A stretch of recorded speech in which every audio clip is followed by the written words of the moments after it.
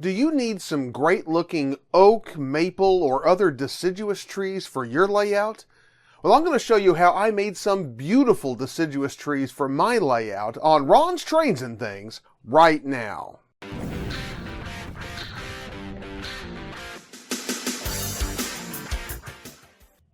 Hi, I'm Ron of Ron's Trains and Things, and if you'd like to see more model railroad tips, tools, and techniques, then be sure and subscribe down below and click that little bell icon so you can catch future videos.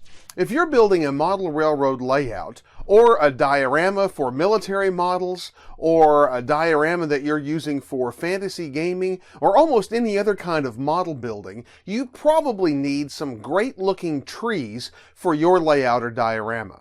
Now, I've shown you in previous videos how I make a couple of different kinds of pine trees, but today we're going to focus on deciduous trees, those oak trees, maple trees, hickory trees, all of those beautiful green leafing trees that fill so much of our country and so much of our world. Now, there are a lot of different ways of making deciduous trees and a lot of different materials that you can use in making them, but I have found a process and some materials that I think produce the most beautiful results that I've ever gotten in making deciduous trees. And I'm going to show you that technique today using sagebrush and seafoam. Now, while I'm going to be showing you how I make these trees, there's some philosophy that goes behind the modeling of trees that I think is very important for you to understand. And I wrote about that in my most recent column in the latest issue of A Modeler's Journal. If you're not familiar with A Modeler's Journal, it is a free online magazine for modelers of all different kinds of pursuits. I always have a link to A Modeler's Journal website in my description down below, but I'm going to include another link near the top of the description to my column in the latest issue, and I hope you'll go check out that column and the whole issue of A Modeler's Journal. You'll appreciate the information on trees as well as that whole issue, so go check it out. Do you have some other methods that you like for making deciduous trees? If so, tell us about them in the comment section down below so we can benefit from your experience as well. But now, let's get over to the workbench and I'm going to show you how I made these beautiful deciduous trees that you can make as well. The trees that I'm making today begin with sagebrush. Sage grows wild in the arid western United States, and those who live in those areas can find inexhaustible sources of sage right in their own backyards. But for those of us who do not have direct access to sagebrush, it can be purchased. Scenic Express, for example, sells sage for tree modeling, but it is quite expensive. A better solution is to use your personal network through social media to find a friend who lives in an area with access to sagebrush and ask them to send you a box full like this one that I'm working from today. You can likely find yourself with a box of sagebrush for just the price of shipping. As for me, I put out a request on Facebook for anyone willing to send me a box of sage, and thankfully one of my viewers, Michael from Utah, responded and sent me this box packed full. Thanks, Michael, I really appreciate it. The first thing I like to do is to sort out the pieces of sage. Some will be just the right size and shape as they come and ready for use. Others will be too large or need pruning and shaping. I make a habit of not throwing anything away, as I will eventually use every piece, if not as a tree, then as a shrub or as ground cover on the forest floor. Notice the fantastic bark structure that the sagebrush yields. This and the branch structure are what make this material perfect for modeling deciduous trees. When I have chosen a few good candidates for armatures, I begin by cutting the base of the tree. Choosing the right place that I want to cut the trunk, I use a razor saw to make a square cut at the base of the tree. Checking to be sure the tree stands reasonably straight, I make any adjustments needed to get the tree to stand the way that I want it to. I then drill a hole in the bottom of the trunk to install a mounting pin. You can do this a couple of different ways. Mounting pins are often made with brass wire, requiring only a small hole that can be drilled with a pin vise. I, however, prefer a larger mounting pin like a finished nail or half of a toothpick. I find its larger pins are more stable when the tree is mounted on the layout. To install the pin, I used this cordless drill to drill a 3/32 hole in the bottom of the trunk. I then glued a half toothpick in with yellow wood glue. A clothespin clamp holds the pin in place at just the right angle while the glue dries. Some potential armatures may have partially broken branches at the joints. These can be repaired with a small drop of wood glue. Another clothespin clamp holds the joint tightly together while the glue dries.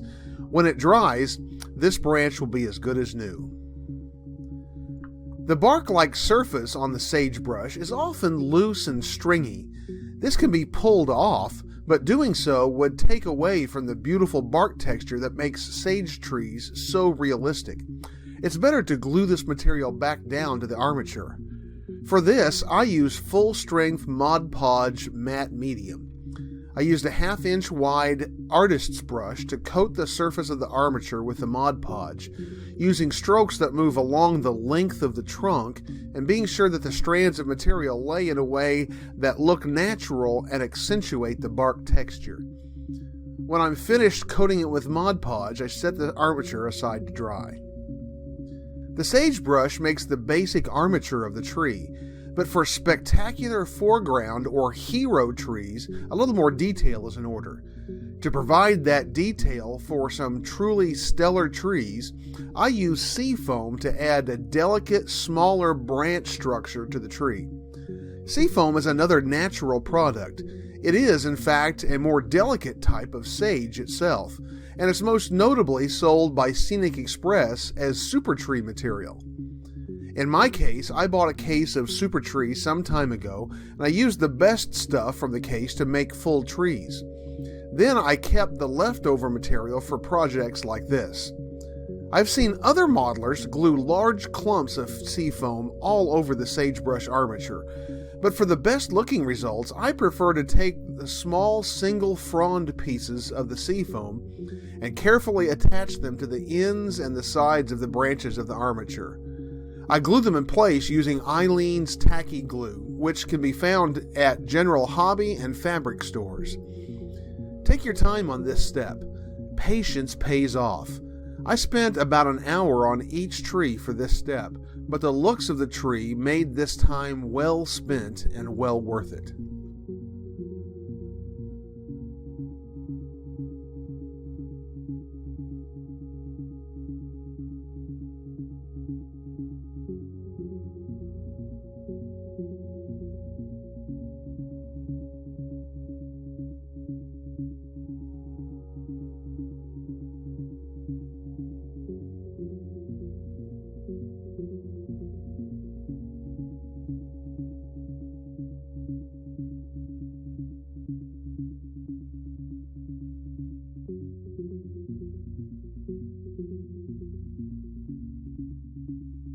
After the tacky glue had fully dried, I wanted to even out the color differences between the armature and the sea foam. For this, I spritzed the treetop with spray paint.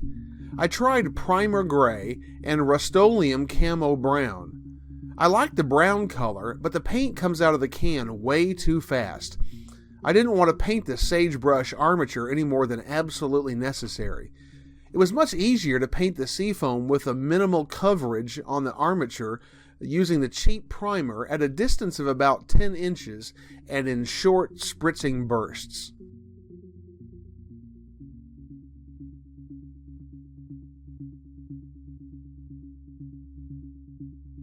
When the spray paint had dried to the touch, I touched up the armature in areas that got too much spray paint by dry brushing on some light brown paint.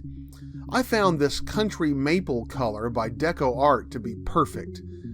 I used just a trace amount of paint on my brush at a time, lightening the highlights of the bark while leaving the dark color in the deeper recesses of the texture. Be very careful at this stage not to break the seafoam branches as they are quite delicate. I also dry brushed the main trunk to ensure the color was consistent throughout the tree. At this point, I allowed the tree to dry completely.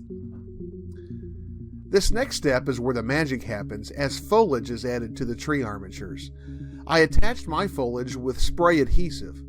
I like Elmer's spray adhesive for this job. It doesn't need to hold as tight as 3M or other similar products do, and the Elmer spray contains a finer mist.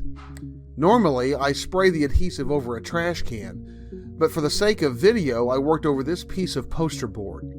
Be sure to work in a well-ventilated area when using spray adhesive, and a mask is highly recommended as this is some very nasty stuff to breathe. I started by lightly spraying the adhesive onto the smaller branches. I tried not to get any more adhesive on the main armature than necessary. I wore a nitrile glove to protect my hand and tried to protect the main trunk with my gloved fingers. I had experimented with a variety of products for foliage. I'm quite satisfied with the colors and textures that I used here, but I also know that there are similar materials in similar colors and similar textures by a number of manufacturers, and they will all work similarly well. I started with Woodland Scenic's olive green underbrush ground foam. I applied this material by carefully dabbing it onto the sticky branches. Sprinkling the material on does not work well, as most of it will fall off rather than to stick to the small branches. I've seen other modelers use very heavy coats of this coarse material, which turns the entire tree into a giant blob of foliage.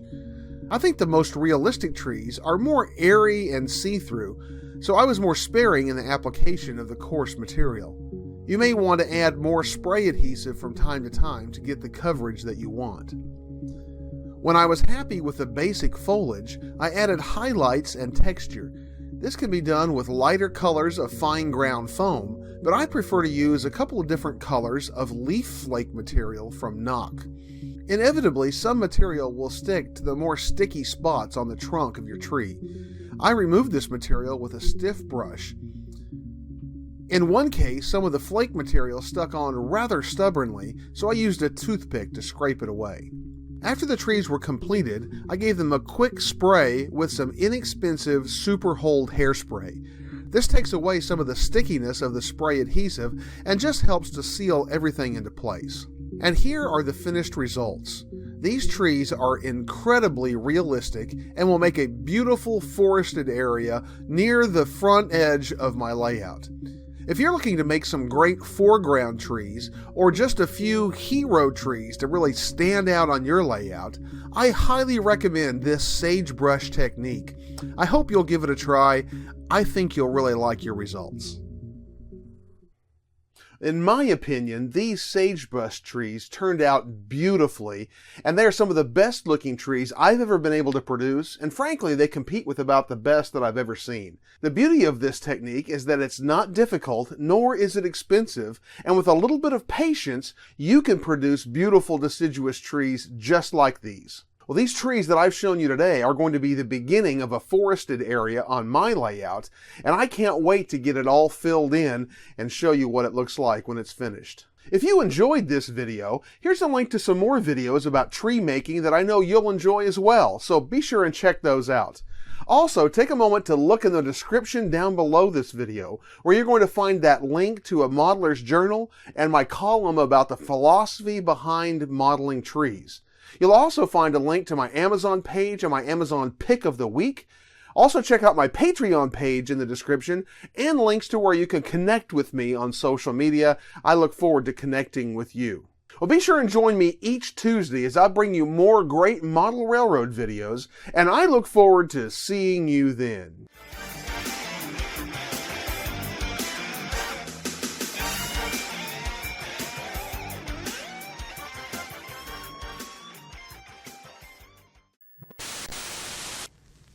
Lizzie?